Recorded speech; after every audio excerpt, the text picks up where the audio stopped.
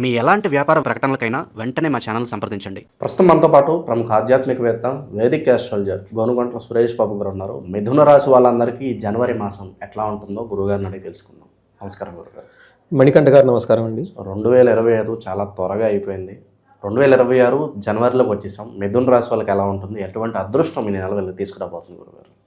So మిథున రాశి ఎక్కువగా అవకతవకలు లేకుండా ఒక సాధారణంగా సామాన్యంగా వెళ్ళి రాసేది ఏంటంటే మిథున రాశి.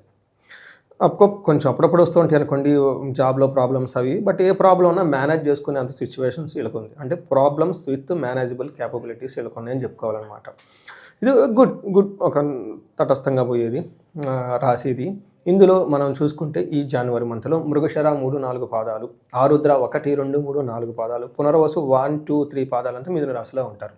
పేరు బలం బట్టి మనం చూసుకుంటే కా, కీ, కు, కం, జ్ఞ, కే, కో, హా అన్న లెటర్స్ అంతా కూడా మిథున రాశిలో ఉంటారు. మనం నక్షత్రాలు ఈసారి మకర రాశి చూసుకుంటే సూర్యుడు మనకి సంక్రమణ అందులోకి ఎంటర్ అవుతుంటారు కాబట్టి మకర రాశి. కాకపోతే సూర్యుడితో పాటు ఇంకా వేరే 3 గ్రహాలు కూడా అదే టైంకి మూరార్లేసి వెళ్తున్నాయండి. అంటే 15 తర్వాత ప్రతి ఒక్కరికి చాలా డైనమిక్ చేంజెస్ ఉంటుంది. ఇందులో మిథున రాశి కనుక మనం చూసుకుంటే 7th అంటే డిసెంబర్ మంత్తో కంపేర్ చేస్తే జనవరి మంత్ చాలా బెటర్గా ఉంటుంది. ఖచ్చితంగా వీళ్ళకి మంచి మంచి అవకాశాలు ఉన్నాయి, అట్లానే కొంచెం ఛాలెంజెస్ కూడా ఉన్నాయి. వీళ్ళకి అవకాశాలు ఎక్కడ ఉన్నాయో వాటిని బట్టి ఫోకస్ చేసుకుంటే, ఛాలెంజెస్ ఉంటే టచ్ చేయకుండా ఉంటే స్మూత్గా అయిపోతుంది.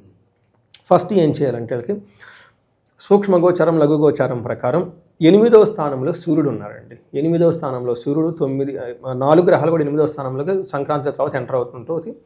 ఏమవుతుందంటే మిక్స్డ్ రిజల్ట్ ఉంటుంది. ఒకటి శారీరకంగా హెల్త్ కాంప్లికేషన్స్ ఉంటుంది, కొంచెం హెల్త్ విషయంలో అప్స్ అండ్ డౌన్స్ ఉంటుంది, కానీ సంపదలు వస్తాయి. నెక్స్ట్ పుత్రుల ద్వారా, బంధువుల ద్వారా, భార్యాభర్తల మధ్య మంచి అవగాహన ఉండి ఉన్నతంగా ఎదుగుతారు. ఇప్పుడు మనం డీటెయిల్స్ కనుక చూసుకుంటే 8th హౌస్లో సూర్యుడు ఉండడం మంచిది కాదండి. ఇంకా జ్యోతిష శాస్త్రంలో 8th హౌస్లో శుక్రుడు తప్ప బుధుడు తప్ప మిగతా ఏ గ్రహాలు ఉన్నా మంచిది కాదు. అందుకనే అష్టమ శని అంటారు, అష్టమ గురువు అంటారు, అష్టమ శుక్ర అంటారు. అష్టమంలో ఏదున్నా మంచిది కాదు. వీళ్ళకి 15వ తారీఖు తర్వాత సూర్యుడు అష్టమం గ్రహంలోకి ఎంటర్ అవ్వడంతో దానికి ముందు 7లో ఉన్నారు. 7లో ఉన్న 8లో ఉన్న మంచిది కాదు సూర్యుడు.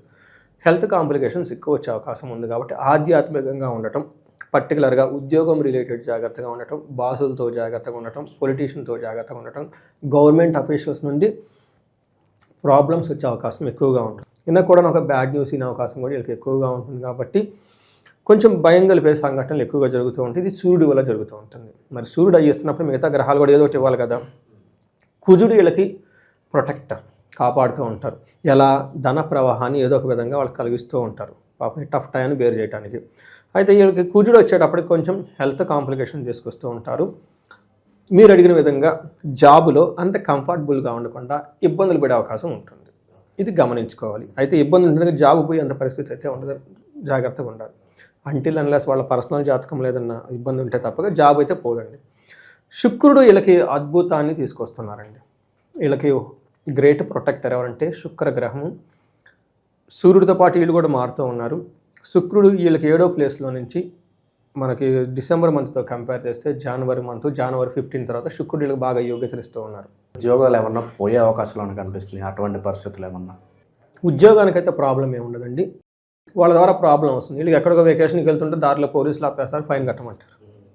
ఈ టైప్ ద్వారా అనమాట. అప్పటిదాకా బాసు ఉండడు, వీళ్ళు ట్రావెల్కి బయలుదేరతారు. బాస్ దగ్గర ఎమర్జెన్సీ కాల్ వచ్చినట్టు రాని దాన్ని దీన్ని రెండింటిని ఎంజాయ్ చేయకుండా చేసేస్తాడు బాసు. ఆయన ఎంజాయ్ చేయడు, పాపం వీళ్ళని కూడా ఎంజాయ్ చేయించడు. ఇలా ఉంటుంది పరిస్థితి. సో మనకి ఏం చెప్తారంటే సంస్కృతంలో మహర్షులు 8వ స్థానంలో సూర్యుడు ఉంటే ఏమవుతుంది? దుర్దోష శత్రు సంవాదో గమన వ్యధ దుఃఖ వార్తాశ్రుతం చైవ అష్టమస్తే యథా రవి అంటారు. అంటే 8వ స్థానంలో రవి ఉంటే ఏమవుతుంది? ఒకటి దుర్దోష, వీళ్ళే కొంచెం స్మార్ట్గా ప్లాన్ చేసేసుకున్నాం, వాళ్ళు చూస్తారా వీళ్ళు చూస్తారా ఏ ఉందిలో వెళ్ళిపోతూ ఉంటారు, అది పట్టుకుంటారు. రెండోది శత్రు సంవాదం, వీళ్ళంతా వీళ్ళ శత్రువుల దగ్గరికి వెళ్ళి గొడవలు పెట్టుకుంటారు. మూడోది గమన వ్యధ, అంటే ప్రయాణాలు చేస్తే అందులో ఆటంకాలు వచ్చి ఇబ్బందులు పడుతూ ఉంటారు. వీటన్నిటికంటే కూడా దుఃఖ వార్త శృతం చైవ, ఈయన కూడా ఒక బ్యాడ్ న్యూస్ ఇనే అవకాశం కూడా శుక్రుడు ఉండటం వల్ల 8వ స్థానంలో దుఃఖనాశ, మహాసౌఖ్యం, బంధు మిత్ర సమాగమ, రాజదర్శనం, అర్ధమాప్తి, అష్టమస్తే భవేద్ భృగు అంటారు. అంటే 8వ స్థానంలో శుక్రుడు ఉంటే విపరీతంగా కలిసి వస్తుంది. అన్ని గ్రహాలకి 8th ప్లేస్ మంచిది కాదు, శుక్రుడికి మాత్రం విశేషంగా చక్కగా కలిసి వస్తుంది. ఎందుకు అంటే వీళ్ళకి మహా దుఃఖనాశనం, అప్పటిదాకా ఏదన్నా బాధపడుతుంటే ఈ బాధలన్నీ పోతాయి. నెక్స్ట్ మహాసౌఖ్యం, బంధువులతోటి మిత్రులతో చక్కగా కలిసి ఉంటారు. రాజదర్శన మాప్తి అంటే ఈ టైంలో పై బాస్ని కలవటం, గవర్నమెంట్ ఆఫీసులను కలవటం, వాళ్ళని కలిసి టోటల్గా వీళ్ళకి అనుకుని పనులు సాధించుకుంటారు. ప్రాబ్లం ఉంటుంది, ఫైనల్గా వీళ్ళకి అనుకుని సాధించుకుంటారు. సో టైం చాలా బాగుంటుంది, మంచి ఫుడ్ తింటారు. బుధుడు వీళ్ళకి మనకి చూసుకుంటే వీళ్ళకి 8th హౌస్లో ఉండి బుధుడు కూడా యోగ్యత తీసుకొని వస్తున్నారు. అందుకని ఛాలెంజెస్ ఖచ్చితంగా ఉన్నాయి. బట్ ఆ ఛాలెంజ్కి డ్యామేజ్ కాకుండా సరౌండింగ్ ఫ్యాక్టర్స్ కూడా అంత అనుకూలంగా ఉంది కాబట్టి మిథున రాశి వాళ్ళకి ఒక బెస్ట్ టైం అని మనం చెప్పుకోవచ్చు. ఇక ఈ జనవరిలో ఎవరన్నా ప్రాపర్టీస్ కానీ ఏమన్నా ప్లానింగ్స్ ఏమన్నా ఉంటే అవి ఎంతవరకు ఫలిస్తాయి అంటారు? మిథున రాశి వాళ్ళకి లాంగ్ రన్ అసెట్స్ కొనే అవకాశం చాలా తక్కువ ఉంటుందండి జూన్ వరకు. ఎందుకంటే వీళ్ళకి లగ్నంలో గురువు ఉన్నారు, శని 10వ స్థానంలో ఉండటంతో హెవీగా ప్రాపర్టీస్ కొనే అంత అవకాశం అయితే ఎక్కువగా లేదు.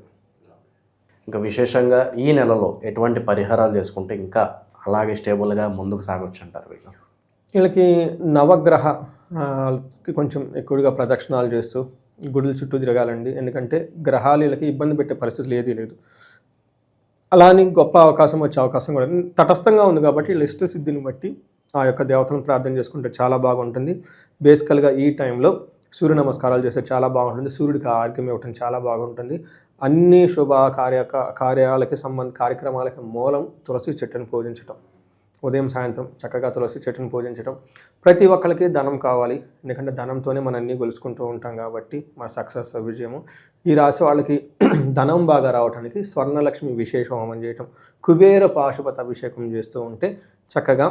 అలానే ఇంకా ఏదైనా ప్రాబ్లం అనిపించినప్పుడు వీళ్ళకి పాశుపతాలు, చాలా రకాల పాశుపత అభిషేకాలని, లేదంటే రుద్రాభిషేకం, మహాన్యాసంతో చక్కగా రుద్రాభిషేకం 2 పండితులను ఇంటికి పిలిపించుకొని ఇంట్లో ఈ రుద్రమంత్ర ఘోష జరుగుతూ ఉంటే నెగటివ్ ఎనర్జీ అంతా పోతుంది. ఎలాంటి అవకాశాలని వీళ్ళు అందిపుచ్చుకుంటారండి. 2 పరిహారాలు చేసుకోవటం ఈ రోజుల్లో చాలా ఉంటాయి. వీళ్ళకి ఎవరైనా జాతకం ఇండిపెండెంట్గా చూపించుకుంటే మాకు ప్రాబ్లంగా ఉందనిపిస్తే వీళ్ళు కొన్నిసార్లు మనకు చెక్ చేయించుకుంటే చూస్తాం. ఎందుకంటే కొన్ని శాపాలు ఉంటాయి, పితృశాపం, స్త్రీ శాపం, సర్పశాపం, ఈ రకరకాల శాపాలు ఉంటాయి. అవి ఏం చేస్తుంటే అంటే వీళ్ళ ప్రోగ్రెస్కి ఆటంకాలు పెడుతూ ఉంటాయి. ఎక్కడికో ఈ మంత్లో ప్రమోషన్ ఉంచుంటాయి, సడన్గా వైఫ్ బాగుండదు, అది ఆటంకమే కదండి, స్త్రీ శాపం. ఎప్పుడైనా స్త్రీలను తిట్టుంటారు. ఇలా చిన్న చిన్న బ్లాకేజెస్ ఉంటాయండి. చాలామందికి ఏమనుకుంటే పెద్ద పెద్ద ప్రాబ్లమ్స్ అనుకుంటారండి, చిన్న చిన్న ప్రాబ్లమ్స్ ఇలా ప్రాబ్లం క్రియేట్ చేస్తూ ఉంటాయి. వీటికి మనకి శాస్త్రంలో అనేక రకాల పరిహారాలు ఉన్నాయండి. అన్ఫార్చునేట్లీ తెలవదు వీళ్ళకి.